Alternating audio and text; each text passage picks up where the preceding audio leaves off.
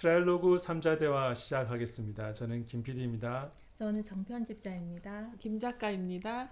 네, 오늘 3자 대화 주제는 비포 3부작이라고 그러죠. 비포 트릴러지, 비포 선라이즈, 비포 선셋, 그리고 비포 미드나잇이 있는데 이 영화가 처음 나온 건 1995년, 한국에는 96년에 개봉했더라고요. 그리고 이제 그 이후 9년마다 2004년, 2013년 이렇게 개봉을 했는데 제가 오늘 비포 3부작을 선택을 했는데 개인적으로도 좀 처음 나왔을 때부터 계속 쭉 봤거든요. 그 많은 뭐라 그럴까 논란과 감흥이 어제 엊그제 새로 봤는데 또 새롭게 떠오르더라고요. 예. 좀 어떻게 처음 접하셨는지. 그러니까 처음에 나온 비포 선라이즈로 시작을 했는데 사실 비포 선라이즈 봤을 때는 그 뒤에 후속작이 나올 거 예상 못하고 본 거잖아요. 그래서 그냥 그 영화 한 편에 집중해서 봤을 때 정말 그 설레는 감정, 또 그 도시를 이렇게 다니는 그 풍경, 그런 거, 또 젊은 그 남녀, 그리고 그 나이대와 비슷한 연령대 20대에 이렇게 봤기 때문에 많이 이입이 되어서 그 다음에 기차를 타거나 할 때는 항상 주변을 두리번거리게 되는, 그렇게 그게 설레는 감정이 가장 먼저 떠오르는 것 같아요. 네, 김 작가님은. 네. 아니 저도 이제 우리가 이거 하면서 네. 추천해서 이거 오늘 하기 네. 전에 꼭 보잖아요. 그래서 다시 보면서 약간 너무 아쉬운 거예요. 그러니까 그때 우리 맨날 이런 영화 볼 때 거기 그 도시에 가야겠다 막 이런 생각을 하는데 그 영화를 봤을 때 그 나이 때 갔으면 더 좋을 것 같아요. 지금 가도 좋긴 하겠지만 그러니까 그 약간 감성이 있고 그럴 때 그 영화를 봤을 때 그 나이 때 그때 갔어야 되는데라는 아직도 못 가고 있지만 네.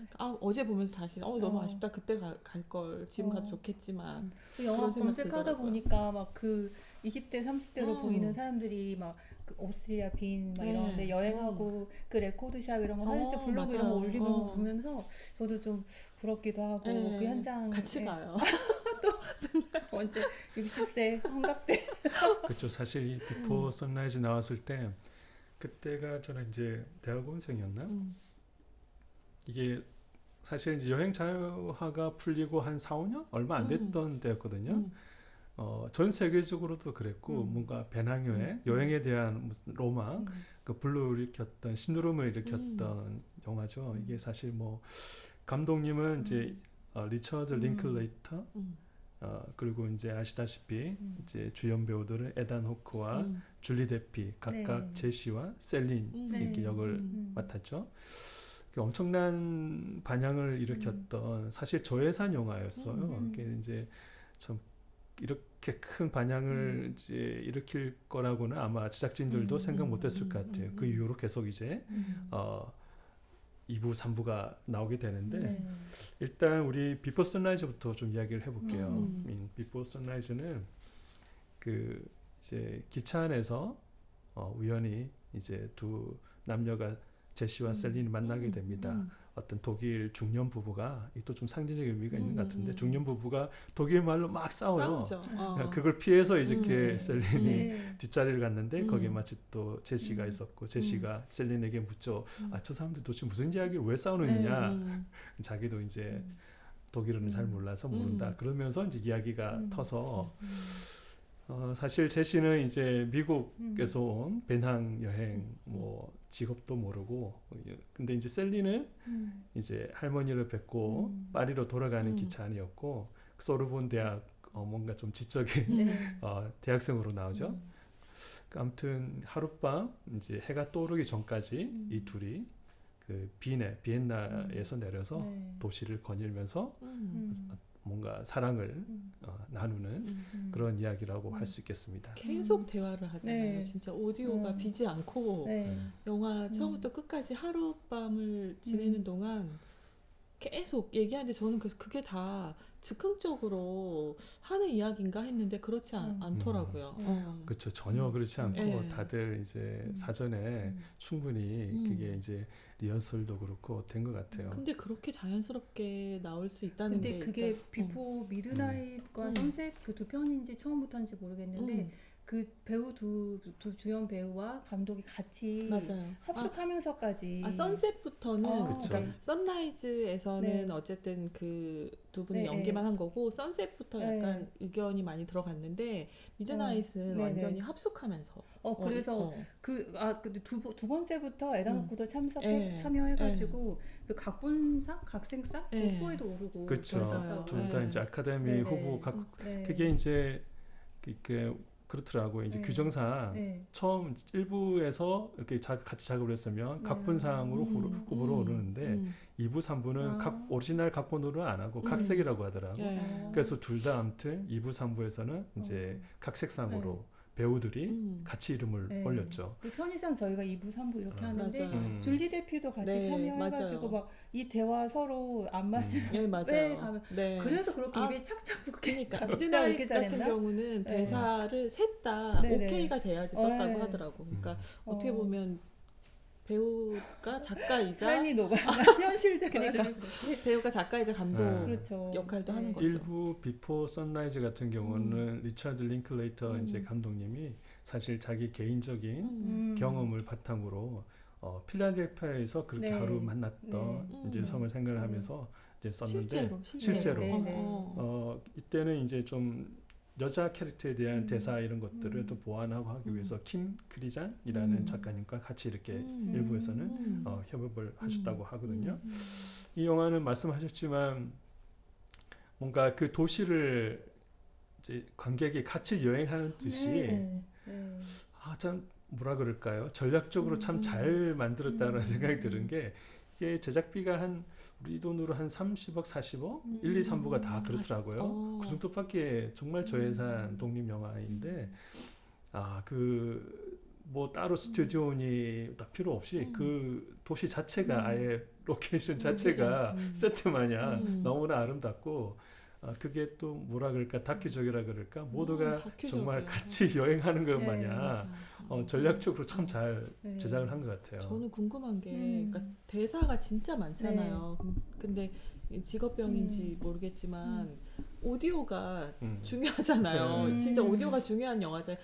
그런 영상이나 장면보다 이 대사나 오디오가 중요한데 그럴 경우에는 이 마이크를 어떻게 하고 했는지 이런 궁금하더라고요. 몸에 다 부착을 하죠. 안쪽에. 안쪽에 그러니까 안쪽에 부착하기도 하고 물론 이제 분 마이크로 위에서 받기도 하는데 기본적으로 몸에 이렇게 안쪽에다가 그러니까 이제 다큐처럼 뭔가 멀어지는 장면이 나올 때도 소리가 둘이 주고받는 대사가 둘이 이제 뭐 이렇게 걸어가는 장면에서 골목으로 멀어지더라도 둘이 계속 이야기하는 것들이 다 오디오로 들리니까 이게 사실 우리가 이제 여행 뭔가 이런 로맨틱 코미디 생각을 해보면 뭔가 좀 그 영화라고 생각을 하니까 뭐 어떤 로맨틱한 상황이라든지 뭐 액션이라든지 이런 걸 생각하는데 이 영화는 참 독특하게 말씀하신 것처럼 엄청난 그 대사가 엄청난 또 리얼리티를 부여하는 것 같아요. 정말 저런 캐릭터들이 정말 저렇게 만나면 저런 이야기를 할 것 할 수가 같은 있겠다. 주제도 엄청 광범위해서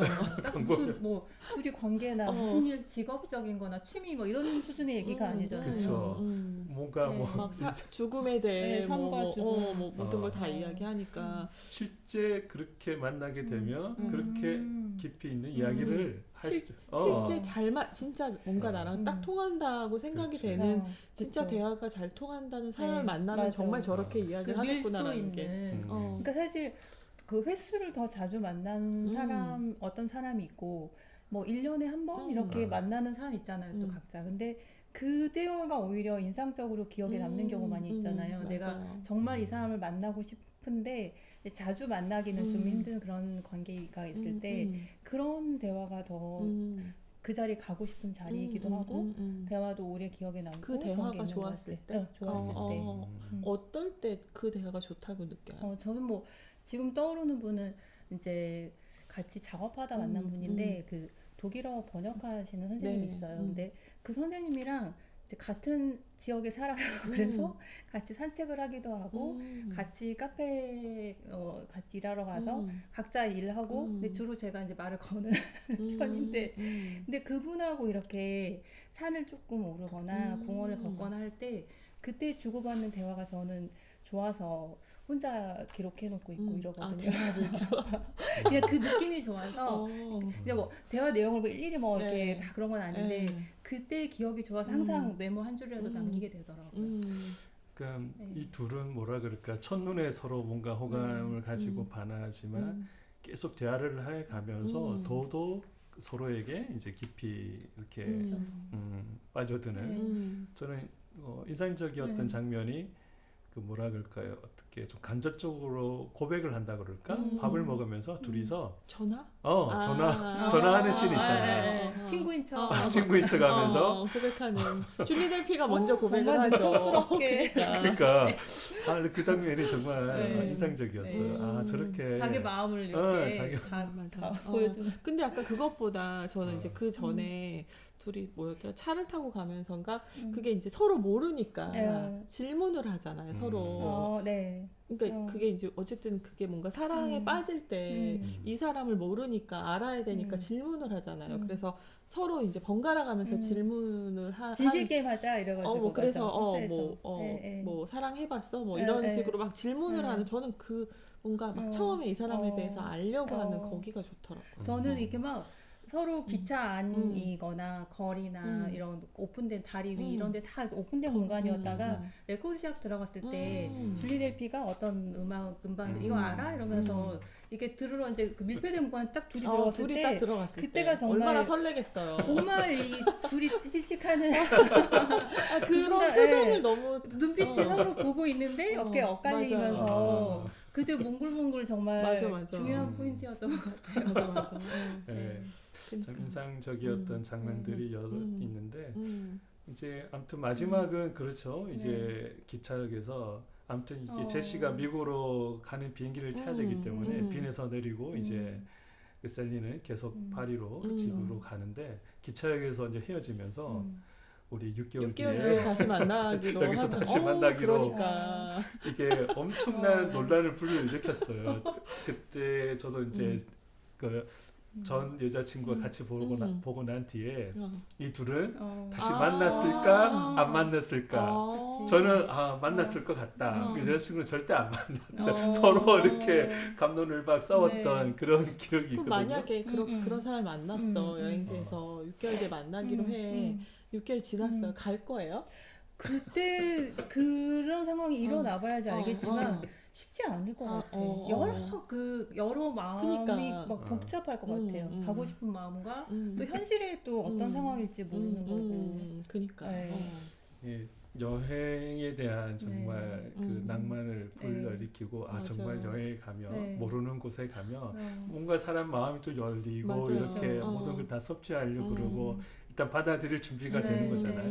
그러니까. 여행이 그런 역할을 하는데 아무튼 당시 엄청난 그 배낭 여행에 대한 그 붐을 그러니까 불러일으켰던 유럽 여행 막 가서 그치 맞아 기차 타고 싶다 막 이런 누구나 다 생각하죠. 같은 마음인 것 같아. 그게 이제 미국 제작자, 미국 감독 배우하고 이렇게 만든 거지만 누구나 다 그런 마음이 있던 것 같아요. 그쵸. 저는 근데 그 영화가 너무 기획으로서도 좋다고 생각이 되는 게 그 기차에서 이제 둘이 옮겨서 식당 칸으로 가서 이야기를 하잖아요. 할 때 이제 그러니까 우리가 기존의 영화에 대해서 알고 있던 게 아닌 거를 그 감독님이 의도해서 이야기를 한 게 있어요. 그러니까 막 이제 자기가 24시간 일반 사람들의 그냥 일상을 보여주는 그런 거 하고 싶다고 하니까 줄리 델피가 그걸 뭐 지루해서 누가 보냐 했더니 뭐 이제 24시간 그렇게 바로바로 일반 사람들의 그런 걸 촬영해가지고 이제 근데 그때 유튜브가 없을 때잖아요. 근데 지금 그 에다노크가 이야기하는 그 부분이 사실은 유튜브인 거잖아요. 그러니까 그게 95년도 막 이러니까 한 30년 전이잖아요. 그러니까 30년 전에 그 감독님이 그런 생각을 했었구나 생각이 들고 와 그때 유튜브를 했으면 그 생각까지 미쳤어요. 그래서 되게 기획으로서 너무 그러니까 너무 기획 마인드가 역시 있으신 기획자 마인드. 저는 그 장면에서는 그 둘의 시선이 또 상반되는 게 보였거든요. 그러니까 조금 전에 말씀하신 것처럼 줄리 델피는 셀리는 이 지루한 일상 이렇게 표현했을 때 누구죠? 에다노크는 일상이시 뭐 이런 식으로 맞아요. 답한. 그러니까 둘이 굉장히 다른 시각이면서 또 어우러지면서 이런 게 계속 보여지는데 그 장면에서도 둘이 그런 게 되게 인상적이었거든요. 그 각각의 캐릭터에 대해서는 좀 어떻게 생각? 혹시 에다노크는 너무 멋있다는 말로? 에다노크는 지금 나이 드셔도 너무 멋있더라고요. 멋있고 저는 그 영화 볼 때 항상 왜 그런 패션을 보는지 모르겠는데 이제 그 에다노크가 가죽 재킷에 이렇게 회색 옷 입고 다니는 게 있고 기차에선가는 이렇게 빨간색인지 와인색 목폴라 그냥 그 멋을 내지 않았는데 그냥 그런 느낌 자체가 너무 멋있다고 생각이 되고 줄리 델피도 그 얼마나 그 원피스 티셔츠에 그 원피스에 체크 셔츠를 이렇게 허리에 묶고 막 그 도시를 다니잖아요. 그러니까 그냥 그 패션으로도 그 캐릭터들을 너무 잘 표현이 된 것 같아요. 저는 옷은 그 옷이 좋아. 그 어떤 그 스타일은 두 번째 비포 선셋에서 줄리 델피가 이렇게 재킷 입고 있다가 카페에 들어가서 벗었을 때 민소매의 그 까만 블라우스.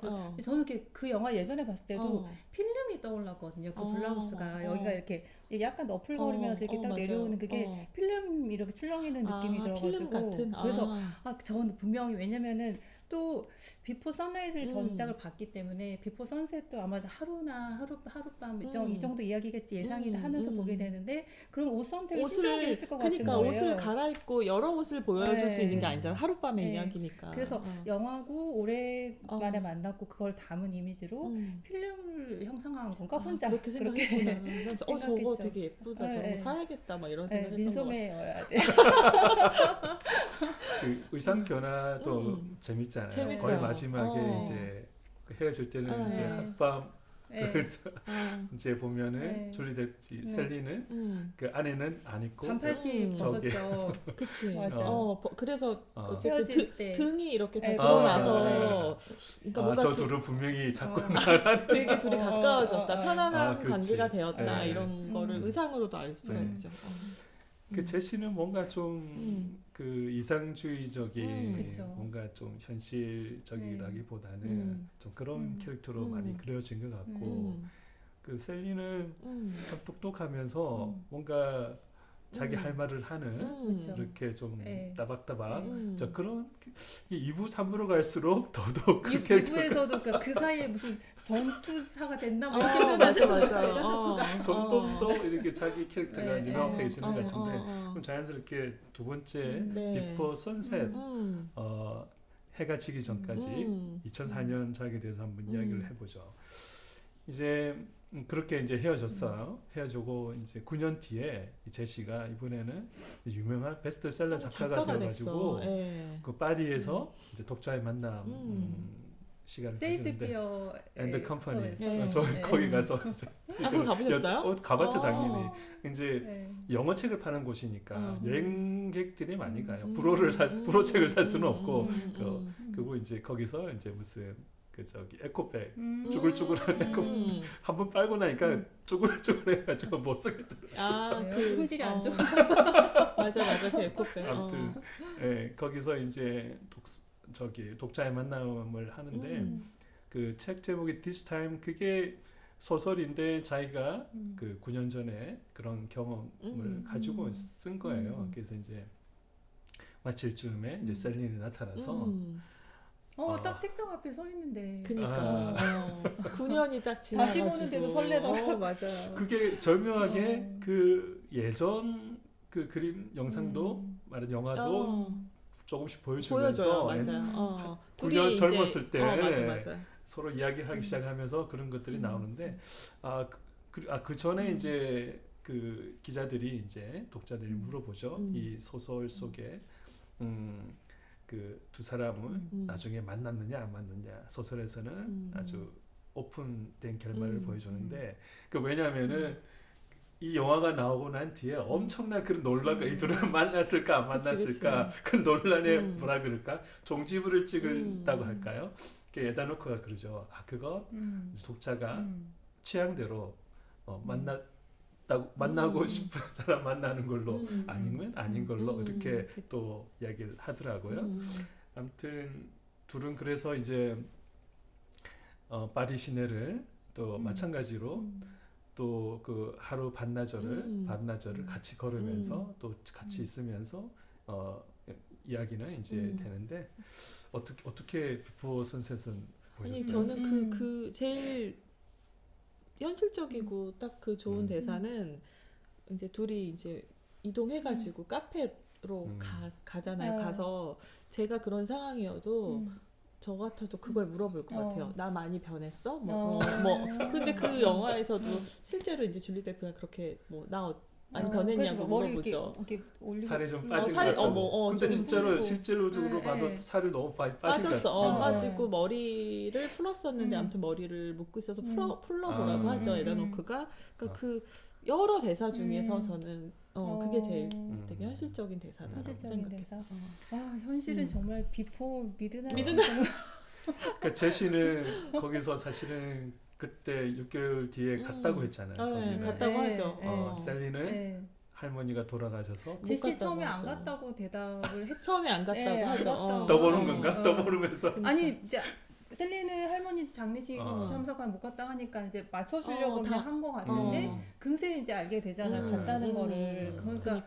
그러니까 그 비포 선셋에서는 그 셀린이 이제 나중에 배 센 강을 이렇게 배를 타고 이동하거나 또 이렇게 하면서 시간을 계속 알려주잖아요. 셀린이 차 갈 시가 됐다, 캡 타야 된다 이렇게 하는데 그 계속 그 에다노크는 이제 제시는 뭔가 알고 있어 하면서 계속 붙드는 그게 그래서 저는 그런 생각도 드는 거예요. 둘이 마음이 뭐 이렇게 뭐 저걸로 재서 어떻게 판가름할 수는 없겠지만 그렇게 기차 다시 6개월 뒤에 약속한 대로 처음에 갔을 때 못 만난 사람의 그 마음이 그러니까 셀리는 어쩌면은 자기 의지는 아닌 할머니 돌아가신 것 때문에 못 갔지만 그걸로 어느 정도 마음을 조금 어떤 현실 세계를 더 살았더라면 제시는 결혼식에서도 할 때까지도 널 떠올렸어요. 그게 이게 뭔가 이제 꼬시려 그런 멘트가 들어간 걸 수도 있지만 영화적으로도 뭔가 빌드업이 서스펜스가 만들어지는 게 시간이 딱 정해져 있잖아요. 둘만의 시간은 비포 선라이즈였고 비포 선셋 해가 지기 전에 제시는 떠나는 사람 항상 남자예요. 그래서 더 간절한 마음이 들었나 이런 생각이 들더라고요. 제가 그러니까 제시 남자든 여자든 입장이었을 때 저는 갈 것 같아요. 근데 약속을 했으면 근데 안 나오면 다행이라 안심할 것 같아요. 안 나와주는 게 좋고 나는 배신감 느낄 거 이렇게 말할 줄 알았는데 나는 그러니까 안심? 약속을 했으니까 일단 확인을 하고 싶어서 가긴 하겠지만 그 사람이 안 나오길 바라면서 갈 것 같고 가서 나오지 않았으면 안심할 것 같아요. 나오지 않는 게 더 좋은 것 같아요. 그리고 그 이후의 마음은요? 안 나왔으니까 나는 너무 가뿐하지 않아요? 그냥 그걸로 정리 이렇게. 저는 뭔가 이제 일부에서도 이제 나는 갔다. 6개월 뒤에 둘이 만났으면 하는 바람이 있었는데 2부에서 말하자면은 그 위에 만나지는 못했지만 9년 뒤에 또 저렇게 만났으니 이번에는 또 만났으면 하는 마음이 이제 들더라고요. 그래서 이제 그런 뭔가 서스펜스 저들은 정말 같이 지내게 될까라는 서스펜스로 이렇게 끝까지 밀고 가는 것 같아요. 그러니까 이야기했지만 여기도 마찬가지로 대사가 엄청 많이 나오고 쉴 틈 없이 둘이 막 계속 이야기를 하는. 근데 이번 편부터는 이제 에다노크와 줄리 데피가 시나리오 작업에 같이 참여를 해서 제작을 했다 그러죠. 뭔가 그 배우들의 또 뭐라 그럴까 진심이라 그럴까 혹은 자기가 생각하는 캐릭터 좀 더 빌드업을 완성해 간 그런 것들이 좀 잘 드러나는 것 같아요. 약간 뭐랄까 셀리는 거짓말 아닌 거짓말도 하는 것 같고 저게 말하는 남자친구가 있다고 하는데 진짜로 있는 건지 아닌지 모르니까 자 그런 느낌들 들면서 아무튼 그 참 재밌게 그런 서스펜스를 즐겼던 것 같아요. 그러니까 이게 영화를 지금 뭐 비포 선셋에 대해 얘기하자고 하는 순간이면서도 다른 영화랑 계속 연관 지을 수밖에 없는 것이 뒤편까지 다 봤기 때문에 그런데 아까 이제 그 배우들에 대한 생각도 물어보셨지만 셀린 같은 경우는 정말 저는 이 셀린은 이 남자 앞에서만큼은 가장 솔직하고 싶은 마음인 것 같아요. 그러니까 현실에서 부딪히는 여러 가지 일들이 있잖아요. 뭐 여자로 살면서든 아니면 또 환경 문제를 다루는 일을 하고 맞아요. 있기 때문에 그럼 많이 부딪혀야 되는 일도 많을 거고 그러면 분명히 세상에 부침이 많을 텐데 누구나 그렇겠지만 어떤 일을 하는 사람이든 그렇겠지만 그런 또 지난 남자친구들이 다 왜 나한테는 결혼하자고 안 하냐며 그런 불만이라든지 이런 여러 가지 것들을 제시 앞에서만큼은 그렇게 심지어 9년 만에 만났는데도 그러니까. 온 얘기를 맞아. 정말 다 쏟아내는 걸 보면서 아 그렇게 그냥 만날 수밖에 없는 사이였구나 그런 생각이 들어요. 근데 이제 제시는 벌써 결혼을 해서 4살 남자 아이도 있고 근데 셀리는 환경운동 단체에서 이제 환경 네, 남자는 뭐 기자, 남자친구, 종군 사진 네. 기자, 그런 이제 역할이죠. 그러니까 조금 그 설정 자체도 뭔가 좀 현실적인 설정이라 그럴까, 뭐 더도 덜도 아니고 딱 뭔가 둘은 어떤 관계가 될까라는 계속 서스펜스를 가져가는. 그리고 에단 호크도 물론 이 영화에 애정을 가지고 이렇게 작업을 저예산 독립 영화에 이렇게 작업을 했는데 이게 줄리 데피가 엄청나게 제가 봤을 때는 거의 뼈를 갈아 넣었다 그럴까요? 이게 노래가 3곡이 나오는데 노래 너무 줄리 데피가 왈츠송. 직접 작사를 해서 맞아. 진짜 직접 만들기까지 부르고 했더라고요. 또 마지막 부분에는 또 중요한 노래가 있잖아요. 제시를 이제 기리며 불러 자작곡 왈츠. 왈츠송. 예. 아 뭔가 정말 뼈를 갈아 넣었다 그럴까요? 촬영은 15일인가 밖에 안 걸렸지만 예를 들어서 그 사전 작업이 그 정도면 충분히 근데 그거 하루라고 보여주는 게 끊기지 않지 그러니까. 좋지 않았어요. 근데 그 사전 준비가 엄청난 그랬을 것 노력을 같아요. 같이 대본 작업도 하고 사전 음악 작업 그게 뭐 엄청 화려한 뭐 영상 이런 게 있는 게 아니기 때문에 오히려 둘에 집중되고 이렇기 때문에 더 준비가 많이 또 날씨도 또 이렇게 뭔가 연결이 돼야 될 것 같고 그런 것들 너무 이게 기획이 잘 된 영화인 거죠. 그러니까 처음부터 이거를 9년마다 하려고 했던 거. 생각은 아니죠. 근데 지금 9년 지났어. 원래는 그러니까 이제 2013년 마지막 거 이후로 22년 정도에 나왔어야 되는데 안 나오고 있는. 코로나 끝나고 뭐 이러면서 이제 뭐가 3부작으로 뭐 아마 끝내는 끝나겠죠. 건가? 하긴 더 나올 게 없어. 더 그거는 나중에 또 우리 한번 이야기를 해보는 거하고 이제 리처드 링클레이터 이제 감독님이 사실 이제 이 영화가 시작된 게 자기 개인 경험을 통해서 이렇게 필라델피아에서 만났던 하루 만났던 그 또 이후에 또 사연이 있는데 하루 만났던 여성을 그러면 어떻게 찾았어요? 그 이후에 좀 어떻게 연락을 하셨나 봐. 근데 어느 순간부터 연락이 안 되어가지고 꼭 찾고 싶었는데 연락이 안 되어서 자기가 2번째 이 영화를 이제 만들면서는 그 사연을 이야기를 했던 거예요. 근데 이제 그게 그 여자를 만나고 싶다 다시? 그 필라델피아에서 만났던 여인을 모티브로 해서 만든 영화다. 만나고 싶다 했는데 연락을 받았어. 근데 그 여성이 친구한테 연락을 받은 거야. 그 여자는 그리고 그 90 몇 년 만나고 얼마 뒤에 오토바이 사고로 죽은 거야. 갑자기 연락이 안 됐던 게 선라이즈 시작 한 1, 2주 전이었던 거예요. 그러니까 그걸 모르고 이제 2부작까지 만들었는데 그런 사연이 있었던 거죠. 그게 연락이 갑자기 안 됐던 게 사고로 뭔가 좀 진짜 영화적 영화적인 그래서 그 미드나잇 비포 미드나잇 그 끝나는 올라간 자막에 이 영화를 그녀에게 바칩니다가 그녀가 그녀라고. 그래요? 그거는 그렇구나. 마지막에 자막은 아우 애틋해. 그렇죠. 현실에 그러니까. 자 그러면 마지막 우리 이제 또 9년 뒤에 이제 나오게 된 2013년에 나온 비포 미드나잇 이 아, 미드나잇 벌써 다 한숨. 근데 미드나잇 정도 나올 때부터는 아 이거는 무조건 의무적으로 봐야 봐야 되겠다라는 된다. 생각이 들더라고요. 어떠셨어요? 그러니까. 처음 이게 이제 그럼 잠깐 말씀드리면 이제 영화는 이제 그리스 이제 해변 그 그리스에서 시작이 되는데 이제 제시와 셀린이 결혼을 했어. 그리고 쌍둥이 예쁜 딸이 둘 딸이 있어. 네. 근데 또 제시는 그 전에 결혼했던 이제 아들이 있잖아요.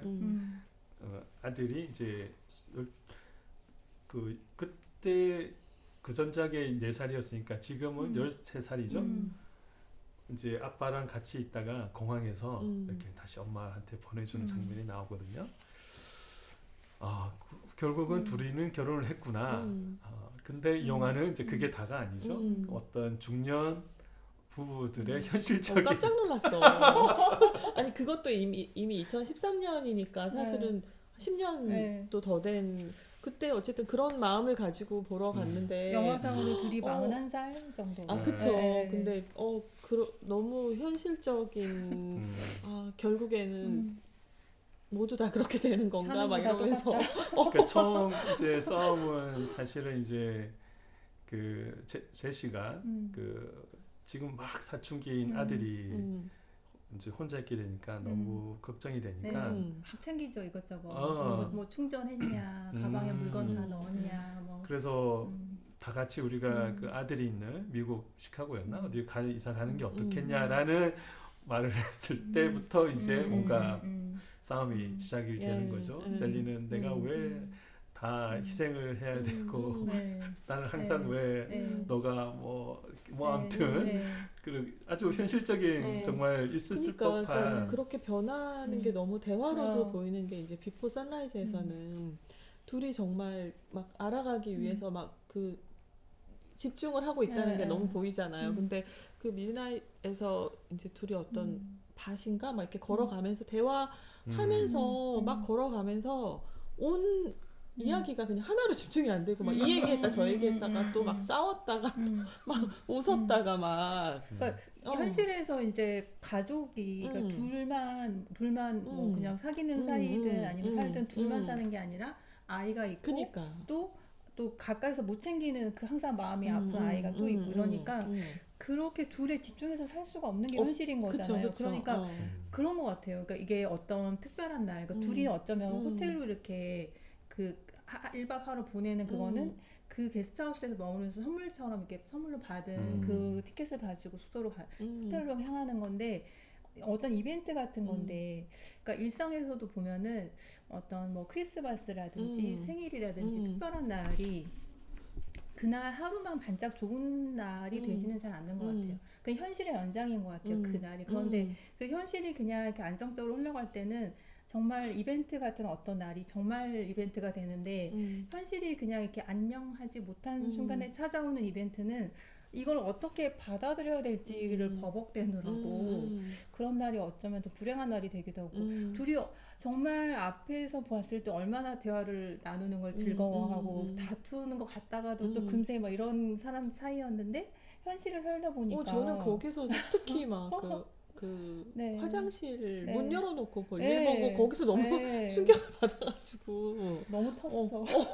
이제 제시가 이제 방법이 베스트셀러 없는 건가? 작가로 이렇게 그리스의 작가들 초청받아서 이제 부부와 다 같이 아이들과 같이 갔던 거였는데 3주 보냈 뭐라 그랬지? 5주인가? 꽤 근데 보냈죠, 이제 기간을. 마침 또 그 둘만의 시간을 좀 가지라고 이제 작가 친구들이 이제 그 근데 쌍둥이 그것도 처음에 딸을 안 간다 그랬잖아. 그래서 이제 둘만의 시간을 이제 갖게 되는데 이 아무래도 좀 그런 시간들이 조금 어색하죠. 그 늘 항상 아이들이 주위에 있잖아요. 그 중년 부부들. 그러다 보니까 뭔가 평소에 또 이야기하지 않던 그런 갈등들이 금방 또 드러나게 되고 근데 또 그 비포 미드나잇 자정이 오기 전까지 이 둘은 또 그 내가 그 기차에서 너에게 그 남자가 나다 이러면서 서로 또 사랑을 또 다시 확인을 하고 그러면서 우여곡절 끝에 어쨌든 둘은 또 그렇게 그러니까 사랑을 또 하긴 한다는. 저는 이게 영화가 이제 19금 영화예요. 근데 왜 19금인가는 이제 그 줄리 데피가 말하자면은 정말 딱 뭐라 그럴까 우리가 왜 우통 걷는 씬, 우통 걷고 뭐. 싸운다고 네. 말하잖아요. 정말 격렬하게 뭔가 그럴 정도의 어떤 과감하게 이제 그런 씬들을 이제 보여준다. 저 그거는 기억이 안 나는데 말씀하신 것처럼 화장실에 문을 열어놓고 제시가 볼일 보고 아주 그걸 자연스럽게 받아들이는. 아 정말 저거는 동서고금을 떠나서 같이 살지 말아야 되는 건가. 일상을 다 공유하게 되니까. 그치. 뭐 근데 이제 그렇게 된 것도 뭐 사랑이 아니라고 말을 할 수는 없는 거니까. 그쵸. 그러니까 그런 리얼리티를 이 두 배우가 감독과 함께 정말 잘 살리지 않았을까, 살리지 않았나라는 생각을. 그러니까 그 감독님이 애초에 기획을 하고 생각하셨던 것도 어쨌든 그런 시간의 흐름을 보여주고 싶으셨던 것 같아. 그게 영화 한 편 한 편마다도 마찬가지고 또 이제 9년이 지나서 또 9년이 지나서도 그런 시간이 흐르면서 어떻게 변화되는지. 근데 또 변화된 게 사랑이 아닌 것도 아니고. 이 두 배우와 감독이 정말 이 만들면서는 정말 신이 났을 것 같아요. 첫 영화를 하고 계속 2부, 3부를 생각하고 만들지는 않았을 것 같은데 반응이 너무 폭발적이니까 더 이상 독립영화로 그러니까 계속 같이 이렇게 10년 거의 10년 단위로 다시 만들잖아요. 뭔가 감독과 배우들은 그 영화 속에 계속 사는 계속 있는 듯한 뭔가 시네마 파라다이스 정말 영화를 좋아하고 영화만을 생각하는 사람들이 꿈꾸는 그런 세계라 그럴까? 감독하고 배우하고 그다음에 관객도 그렇죠. 마찬가지로 계속 같이 함께 간다는 느낌이 보러 가는 입장에서 비포 선셋 나왔을 때 그러니까 보통 전작보다 이렇게 더 뛰어나거나 그거에 상응하는 그런 일이 좀 많지는 않잖아요. 그래서 가기 전에도 실망할 수도 있다는 생각을 한 것 같아요. 그래도 나는 이게 애정할 거야 이런 마음으로 간 것 같아요. 왜냐면 같이 나이 들어가는 마음 그리고 관객하고 같이 나이 들어가는 그들을 다시 볼 수 있다는 반가움에 그렇지. 조금 찌그러진 어떤 상황이어도 그냥 응원해 줄 거야 하는 마음을 이미 갖고 영화 보러 간 것 같아요. 아니 그 비교해서 보면 확연하게 나이들, 다르잖아요. 벌써 나이도 이렇게 1년도 아니고 맞아. 그러니까 같이 영화와 같이 늙어가고 관객과 제작자가 모두가 같이 늙어간다는 게 너무나 환상적인. 그러니까 또 이 감독의 경우는 그 보이후드라는 영화에서 맞아요. 12년간이래요. 맞아요. 매년 15분씩 찍었대요. 대단하지 않아요, 진짜? 그러니까 이런 거를 기획하고 싶다 이런 생각은 하지만 그걸 진짜 실행에 옮기는 건 너무 힘든 일이잖아요. 다큐멘터리보다 더 다큐멘터리지. 맞아요. 네, 뭐 이렇게 이제 미드나잇 근데 사실 이제 미드나잇이 2013년에 나오고 이제 3부작이 완결이 되는데 그 이후에 또 나온다 그러면은 이제 2022년에 나왔어야 되죠. 9년이 지난. 그러면은 그야말로 좀 이제 점차 중년 깊은 중년에 이제 애들도 컸고 거기까지는 보고 싶지는 않고 차라리 오히려 조금 여기까지? 더 이제 완전히 뭔가 그렇죠. 할머니 할아버지가 된 거는 보고 싶은데 그럴 수 있을 왜냐면 이 마지막 거 할 때 뭐 한 40대까지는 보지만 한 50대의 그 둘까지는 굳이 보고 싶진 않고 그냥 차라리 할머니 할아버지가 된 그러면 2031년입니다. 그러니까요. 그때 조금만 더 한 60, 조금만 더 기다리면 60대 금방 지나가. 그러니까 편지라도 써서 한번 맞아. 꼭 만들어 달라고. 근데 이제 저희가 이렇게 돌아가면서 추천을 하잖아요. 하나씩 뭐 부에나 비스타 소셜 클럽 하셨고 피님 이거를 추천하신 이유가 뭐예요? 이 정말 영화 제작을 꿈꾸는 사람으로서 시네마 파라다이스 영화 시네필로 산다는 건 정말 이런 거구나. 영화 자체로 벌써 이게 그 인생이 되는 영화가 인생이 되는 이게 또 관객과의 약속이라 그럴까 뭐 이게 너무 모든 게 너무 좋은 거죠. 배우와 또 감독이 같이 이렇게 대본도 쓰고 같이 맞아요. 작업을 네. 혼신 힘을 다해서 네. 뼈를 갈아 넣어서 배우들이 어. 이렇게 했다는 게 그런 게 너무 좋은 거죠. 그런 것도 너무 음. 좋고 그들에게도 이 첫 영화가 엄청 그런 인생에도 영향을 네. 미쳐서 실제로 네. 에다노크도 그렇고 줄리 델피도 영화 감독이 음. 되고 영화 제목도 또 파리에서 온 여자, 뉴욕에서 온 맞아요. 남자. 예. 네, 그리고 네. 에다노크도 어쨌든 네. 소설가로 그렇죠. 활동을 책 하고 있고 오래전에 나온 책 있고 아, 최근에 작년에도 또 네. 소설 하나 써가지고 그러니까 그것도 네. 웬즈데이? 왠지 그럼- 네. 문학을 또 전공하기도 네, 하고 맞아요. 했다고 하더라고요. 그러니까 그런 네, 글도 잘 쓰고 그런 것들이 네. 다 어쨌든 첫 영화로 네. 본인들도 그게 인생이 네. 굉장히 그러니까 영감을 받은 배우로서 거죠. 그러니까 배우들이 그 주어진 대본으로 그 역할을 잘 해내는 것만으로도 엄청난 거잖아요. 그러니까 그거에 우리는 감동을 하고 이러는데 또 줄리 델피도 정말 그 노래하고 만든 거 보면 음악적 감성 엄청 그러니까. 배우로서만이 네. 아니라 엄청 뛰어난 사람인 것 같고 또 에다노크 같은 경우도 글도 그리지만 저는 또 이분도 음악적 감성이 저는 본투비 블루에서 그 챗 베이커 역할을 하는데 정말 그때 정말 영화 속에 빠져서 보고 그 음악을 뭐 마이 그 허니 발렌타인인가요? 뭐 이런 거랑 하염없이 들었던 기억이 나요. 근데 그 영화 나중에 이제 이 영화를 보고서 찾아봤더니 그 역할을 하고 싶어가지고 원래 이 감독이랑 지금 비포 선라이즈 이 감독이랑 하려고 얘기가 되고 했다가 잘 안 됐다가 다른 감독한테 제안이 와서 너무 신나서 작업했다는 얘기 들었는데 아 본인이 그렇게 원했구나 그래서 저렇게 해냈구나 이런 생각이 들 정도로 그러니까 뛰어났어요. 저기 픽션 영화도 연출도 하고 다큐멘터리도 네. 연출을 몇 번 했더라고. 네. 뭔가 풀로 산다 그럴까요? 그러니까. 네. 그게 너무 멋있어요. 네, 줄리 맞아요. 델피도 그렇고. 네, 네. 맞아요. 그 이 3부작 중에 그럼 어떤 게 제일 좋으세요? 저는 그 뭔가 완성도 뭐 이런 걸 다 떠나서 그 처음 만난 비포 선셋 그때 그 선셋, 네. 아니 비포 선라이즈 네. 영화에 해가 뜨기 전, 해가 뜨기 전까지. 선라이즈. 네, 네. 네. 그 아무래도 그게 이제 제일 근데 이제 BBC에서 이제 영화 21세기 영화 백선을 하는데 거기 비포 선셋이 들어가더라고요. 선라이즈보다는 네. 그게 아마 여러 네. 의미가 있는 네, 것 같은데 배우들과 네. 같이 시나리오 작업을 네. 했던 네. 뭔가 저는 뭐 선셋도 좀 더더욱 각자의 캐릭터도 강해지면서 그 파리를 보여주는 그 방식들이 그냥 정말 가치 있는 원테이크는 아니지만 쭉 같이 이렇게 그 끊기지. 완성도 밀도 이런 거는 선셋이 좋다고 생각하는데 그 처음 그 기억 때문에 그치. 네. 근데 진짜 다 의미가 있는 네. 게 저도 이제 선라이즈가 당연히 좋고 그치만 진짜 뭐 인생도 선라이즈만 네. 있을 수는 없으니까 미드나잇도 볼 때는 충격을 받았지만 계속 생각해 볼 수 있는 게 있는 것 같고 또 어떤 분들은 오히려 거꾸로 안 보신 분들은 미드나잇 먼저 보고 선셋 보고 선라이즈로 가도 되게 미드나잇 보고 나면 그 아니 그 느낌 새로운 느낌을 받을 수도 있을 것 같다는 그게 생각도 했어요. 그 프랑스와 오종 감독이 그 제목이 정확하게 기억이 안 나는데 그런 비슷한 구성을 가진 게 있어요. 아 그래요? 그게 처음에는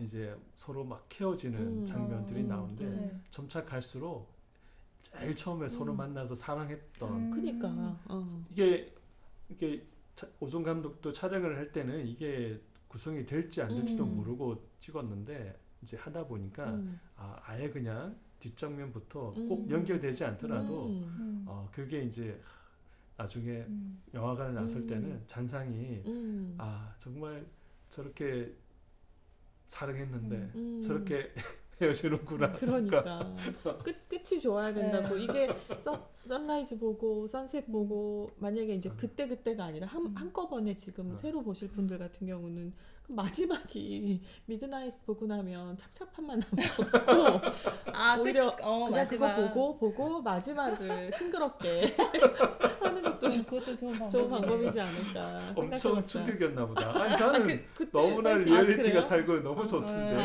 뭐야 난 너무 놀래가지고 이 영화 얘기는 아닌데 우리나라 영화 중에 작년 한 11월인가 2024년 11월에 본 그 김태한 감독의 미망이라는 작품 혹시 보셨어요? 아니 저 그 네, 미망 배우님을 알아요. 이명화 배우. 이명호 배우님 아세요? 저만 알죠. 저희 네. 그 이명호 배우님하고 네. 그 무슨 같이 작업 한번 앉아요. 해가지고 네. 그게- 매력 있어요. 그게 약간 그 한국판 비포 네. 그 선라이즈라고 토론토 영화제에서 맞아요. 비포 시리즈에 대한 한국의 답장이라는 말을 말로. 들었대요. 맞아요. 그 영화 그 배경이 광화문 청계천 거리 맞아요. 종로 걸으면서 근데 정말 좋았거든요. 그 대사 둘이 미망 보셨구나. 네, 좋았어요. 네. 좋았고 그리고 그때 PD님이 왜 서울 배경으로 근데 이 감독이 아예 서울 이야기라는 생각을 가지고 집필 다 끝냈고 이제 기획 단계고 투자 받으려고 한다 그런 인터뷰 봤거든요. 서울 이야기로 해가지고 그러니까 그 감독도 PD님 생각이랑 똑같이 이렇게 동경 뭐 이렇게 그쵸, 타이페이 비포, 뭐 다 그쵸. 있는데 왜 서울 없냐 음. 해서 썼다고 하더라고요. 꼭 한번 찾아보도록 네. 하겠습니다. 미망 이 영화도 3년에 걸쳐서 네, 이것도 제작이나 이런 여러 문제를 해가지고 맞아요. 그래서 보면 저는 영화를 그런 지식이 없이 봤기 때문에 배우가 이게 세월이 흘러간 걸 표현을 잘했다는데 정말 1년, 2년 나이 먹은 거예요. 그대로 이명호 배우님 네. 느낌이 너무 좋아가지고 맞아요. 매력 네. 있더라고요. 네. 음. 네. 그럼 오늘의 음. 짧지 않게 네. 삼자대화 네. 비포 3부작에 대해서 한번 이야기를 해봤습니다. 네. 뭐 끝으로 뭐 하시고 싶은 말씀 있으면 저는 이런 영화 기획은 정말 다시 계속 보고 싶은 이런 참신하고 좋은 기획을 영화와 같이 늙어갈 수 있는 걸 기획을 하면 정말 좋겠다라는 생각을 마지막으로 해봤습니다. 어쨌든 사랑도 변하기는 하는데 변한 것도 사랑이 아닌 건 아니다. 그렇죠. 저는 여기 그 영화에 나왔던 시 중에서 항상 여기 저희 최근에 본 것 중에 시 노래 막 간산발사 시인 것처럼 여기 W.H. 오든이라는 시인인데 어느 날 저녁 내가 걸어 나갔을 때 이게 비포 선라이즈에서 제시가 셀린한테 이렇게 광장에 이렇게 셀린이 누워 있고 그때 읽어준 시라고 알고 있는데 제일 끝 부분이 그냥 읽는 걸로 제 감상을 늦은 시간 늦은 저녁이었습니다. 연인들은 떠났다. 시계의 종소리가 멈췄습니다. 그리고 깊은 강은 계속 흘러왔습니다. 이렇게 감상을 얘기하고 있었습니다. 이상입니다. 네, 감사합니다. 감사합니다.